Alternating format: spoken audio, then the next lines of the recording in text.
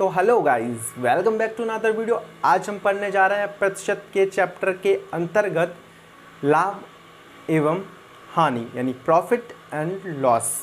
इसके बारे में जानेंगे, हम सूत्रों को जानेंगे, हम क्वेश्चंस को लगाएंगे। तो चलिए शुरू करते हैं और आप वीडियो का आनंद लीजिए और समझिए। Let's go. सबसे पहले ध्यान से समझिए, हम पढ़ने जा रहे हैं प्रॉफिट एंड लॉस। हिंदी में कहते हैं लाभ एवं हानि। हम प्रॉफिट एंड लॉस के बारे में पढ़ने जा रहे हैं, तो ध्यान से सीखिए। दो चीज़ें हमेशा याद रखिए, कन्फ्यूज़न नहीं होगी। सी फॉर होता है कॉस्ट, सीपी, ठीक है। कन्फ्यूज़न रहती है कि हिंदी में आ जाता है कि आखिर कॉस्ट प्राइस किसे कहते हैं, यानी सीपी किसे कहते हैं, या फिर हम क्रय मूल्य हिंदी में से कहेंगे क्रय मूल्य। ध्यान से देखिए, क्रय मूल्य या तो हम इसे कह सकते हैं खरीदी हुई चीज़ या इसकी लागत। या तो हम कोई चीज़ खरीदते हैं तो कॉस्ट प्राइस में आता है, सीपी आता है, या तो हम उस चीज़ को बनाते हैं, ठीक है। अगला आता है एसपी, मतलब इसको कहते हैं सेलिंग प्राइस। कोई चीज़ हमने मान लो बनाई और उसको बेच दिया, तो इसको कहते हैं हिंदी में विक्रय मूल्य, यानी बेचना, ठीक है। इसे हम जैसे हमने बनाया या हमने कुछ चीज़ खरीदी, हमने कोई चीज़ खरीदी, उसको मॉडिफाई करा और हमने उसको बेच दिया, तो वो हमारे क्रय मूल्य और विक्रय मूल्य होते हैं, यानी सीपी और क्या होता है हमारा एसपी होता है। ध्यान रखिए, जब भी हमें प्रॉफिट निकालना हो, क्या निकालना हो, प्रॉफिट। प्रॉफिट मीन्स लाभ। तो हम कैसे निकालेंगे, जो भी हमारा लाभ हुआ होगा, या ध्यान रखिए जब हम प्रॉफिट कमाएंगे, अब ध्यान से सीखिए। कोई चीज़ मान लो 100 रुपये की थी, उसने 100 रुपये की कोई चीज़ मान लो खरीदी, ठीक है, या उसने 100 रुपये की चीज़ बनाई, ठीक है, उसकी लागत मूल्य 100 रुपये हुआ और उसने उसको 130 रुपये पे बेच दिया, तो ये हमारा क्या है, एसपी है, यानी सेलिंग प्राइस है। ये हमारा क्या है, सीपी प्राइस है, यानी कॉस्ट प्राइस है। तो ध्यान रखिए, बड़ा कौन है, सेलिंग प्राइस। तो जब सेलिंग प्राइस में से हम कॉस्ट प्राइस को घटा देंगे तो हमें क्या मिल जाएगा, लाभ मिल जाएगा, यानी selling price minus cost price. ये हमारा प्रॉफिट का फॉर्मूला। अब बात करते हैं लॉस की। तो ज़रूरी तो नहीं है ना चीज़ें हमेशा हमको लाभ ही प्राप्त हो, कभी कभी हानि भी प्राप्त होगी। तो ये हानि का फॉर्मूला क्या होता है, अब ध्यान से देखिए। कोई चीज़ मान लो उसने 100 रुपये की बनाई और उसको बेचा उसने 70 रुपये का, किसी कारणवश ख़राब होने पे आ गई या कुछ भी हुआ, तो वो चीज़ 70 रुपये में बेची। अब उसको घाटा हुआ है, या मतलब अब उसने 100 रुपये की चीज़ 70 में बेची, तो ऑब्वियस सी बात है नुकसान हुआ है। तो नुकसान हुआ है तो हानि। तो कौन बड़ा है, सीपी, यानी cost price minus selling price. जब कॉस्ट प्राइस में से सेलिंग प्राइस को घटा देंगे तो हमें क्या प्राप्त हो जाएगा, हानि प्राप्त हो जाएगी। ये तो हमारे प्रॉफिट और लॉस पैसों में हुए। अब हम बात करते हैं प्रतिशत की। तो प्रतिशत परिवर्तन क्या होता है, प्रतिशत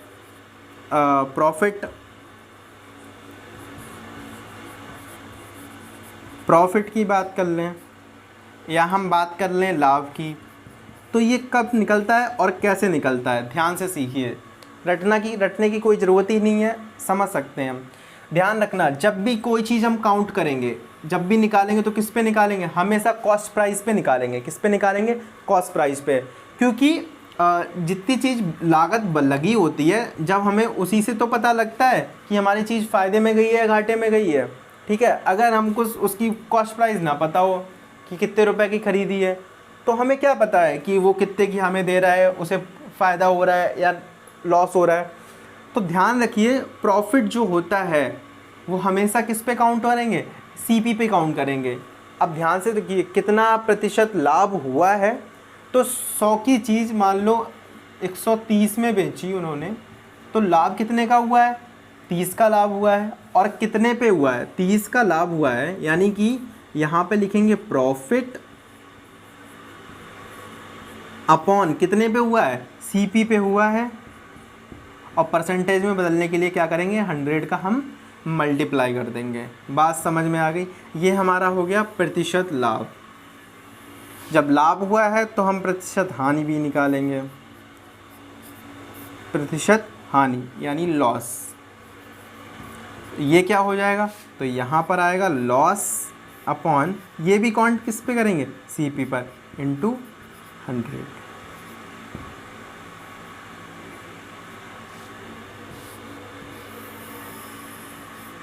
ये चीज़ें हो गई हैं, समझ में आया।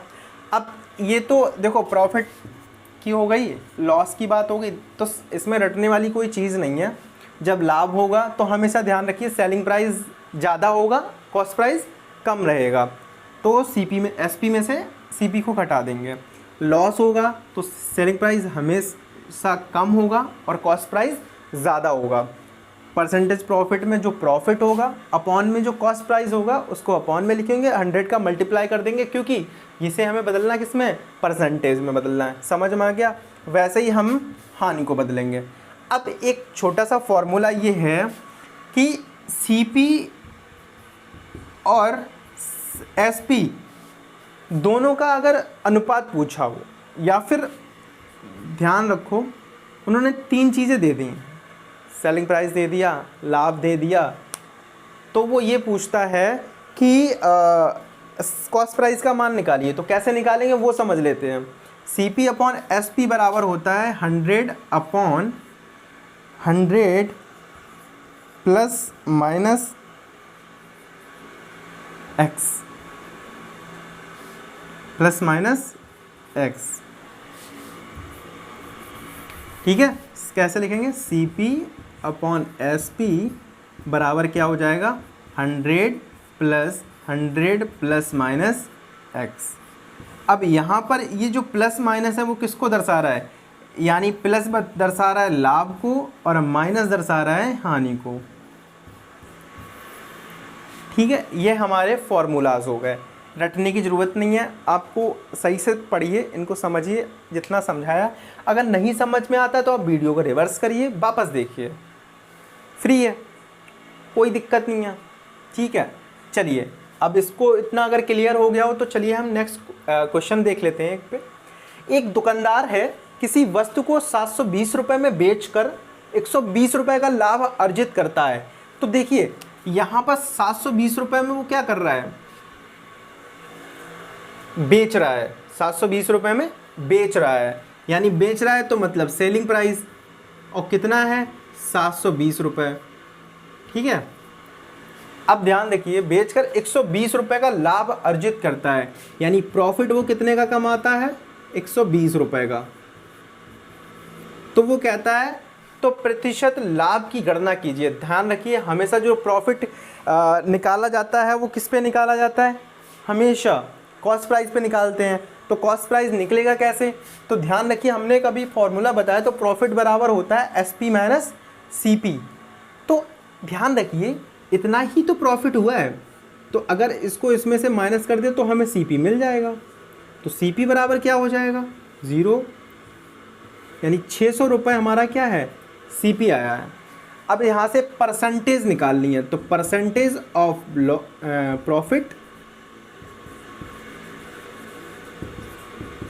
कितने, 120 का लाभ हुआ है और कितने पे हुआ है, 600 पे हुआ है, इंटू 100, 2 जीरो से 2 जीरो कट गया, 6 दूनी 12, यानी लाभ इसको कितने हुआ है, 20% का प्रॉफिट हुआ है। दोबारा से समझ लेते हैं, वस्तु को 720 रुपये में बेच रहा है, तो बेचना मतलब सेलिंग प्राइस, ठीक है, 120 का लाभ अर्जित कर रहा है, तो यानी ये हमारा हो गया प्रॉफिट। क्या हो गया, प्रॉफिट हो गया। ठीक है, प्रॉफिट कितना है, 120 का। अब कॉस्ट प्राइस निकालना है, तो ध्यान रखिए जो SP माइनस CP होता है तभी हमें प्रॉफिट होता है। तो हम क्या करा, हमने SP में से प्रॉफिट को घटा दिया तो हमें CP प्राप्त हो गया, क्योंकि जितनी भी कैलकुलेशन हम इसमें करेंगे तो वो हमेशा किस पे ही करेंगे, काउंट करेंगे, कॉस्ट प्राइस पे करेंगे।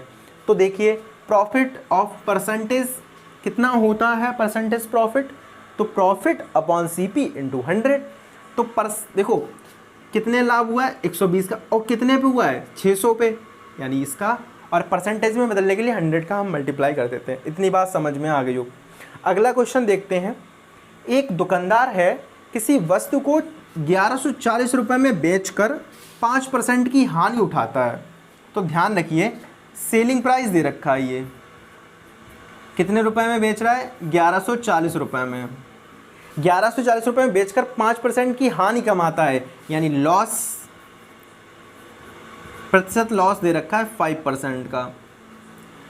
तो अब ध्यान से देखिए, अब उसका कॉस्ट प्राइस क्या होगा हमें नहीं पता है। तो एक चीज़ बताओ, कोई चीज़ अपने आप पे 100% होती है, यानी अगर इसका देखा जाए तो इसने मान लो कोई चीज़ 100% की मान लो कोई वस्तु बनाई, ठीक है, उसमें से अब उसको लॉस हो रहा है कितने परसेंट का? 5% का। तो अगर इसमें 5% का लॉस माइनस कर दे तो चीज़ कितने की होगी, बेची होगी?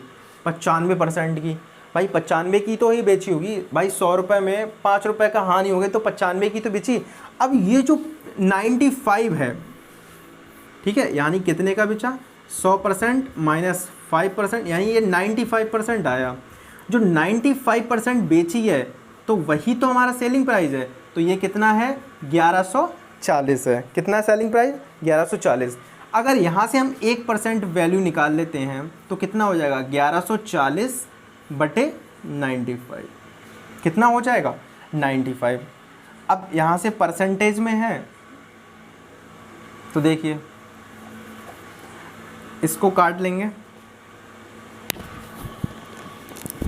देखो, इंटू 100, क्योंकि यहाँ ये परसेंटेज में वैल्यू दे रखी है, परसेंटेज हटाने के लिए 100 का मल्टीप्लाई, इसको बराबर कर लेंगे। अब देखिए, यहाँ से काट देंगे, 5 एकम 5, 4 बचा, 5 निम 45, यानी ये आ गया 20। कितना आ गया? 20, ठीक है। अब इसे काट लें, 19 छक्का 114, 6 बार हो गया तो 6 आ गया यहाँ पर, तो 6 60 इंटू 20, यानी ये कितना हो गया? 1200। कितने रुपए की? 1200। तो कोई चीज़ जो है वो कितने रुपए में खरीदी गई, मतलब कितनी उसकी लागत होगी, कॉस्ट प्राइस 1200 होगी। अब ध्यान रखो, 95% ये था, ये 1% की वैल्यू।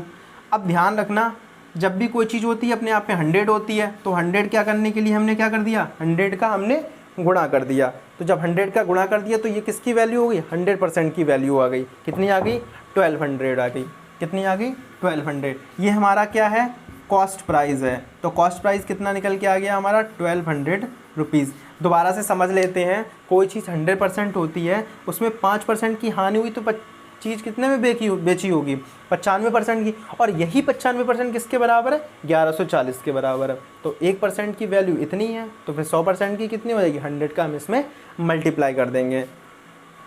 तो आज की इस वाली वीडियो में फ़िलहाल इतना ही। मिलते हैं अगली वीडियो में दूसरे क्वेश्चनों के साथ में, और तब तक के लिए सेफ़ रहिए, सुरक्षित रहिए और एंजॉय करिए लाइफ को।